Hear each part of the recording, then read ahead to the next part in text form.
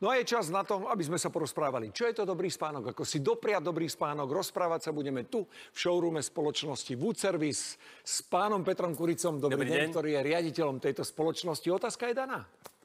Dobrý spánok. Dobrý spánok zabezpečíme dobrým madracom a dobrou postelou. Dobrý madrac musí ísť do dobrej postele, lebo zlá postel, keď zavrzgá, bude prerušovať ten spánok. Jasné. Definujme dobrú posteľ. Takže dobrá posteľ je taká, ktorá nezavrzgá ani po 10 alebo 15 rokoch. To je problém, vržganie. Áno. Ako ja spoznám v showroome, v predajni, že tá posteľ mi nezavrzgá po nejakom čase, po 5 rokoch? Trebárs. Dobre, tak napríklad stojíme pri čaludenej postele, ktoré sú teraz trendom a treba si dať pozor na to, že z čoho je urobená konštrukcia postele, pretože často sa používa tenká konštrukcia a potom tá hrúbka sa nažene nejakými penami. Čiže treba pozrieť, že aby tá konštrukcia bola pevná, masívna, robustná.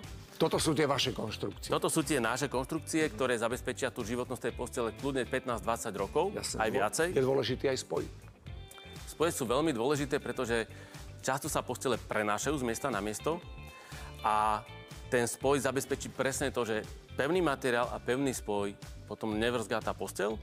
A veľa zákazníkov našich nás žiada o to, aby sme im preniesli posteľ, povedzme, zo starého bytu, kde sme im pred pár rokmi zariadili spálňu do nového domčeka, ale na posteľ si zvykli, tak ju ťahajú so sebou, chcú ju mať. Takže keď tú posteľ zložíme už v tom novom domčeku, tak tá posteľ musí byť zložená a pevná tak ako prvýkrát. To znamená, že zase pevná a vydrží roky. Takže rekapitulujem, musí byť robustná, samozrejme dizajnovo veľmi pekná. Áno. A toto je bonus, že môže sa sťahovať so mnou tá posteľ. Presne tak. Čiže tá rekapitulácia je, aby bol dobrý spánok, musí byť pevná posteľ, pevný materiál, pevné spoje. Dobrý spánok je Wood Service.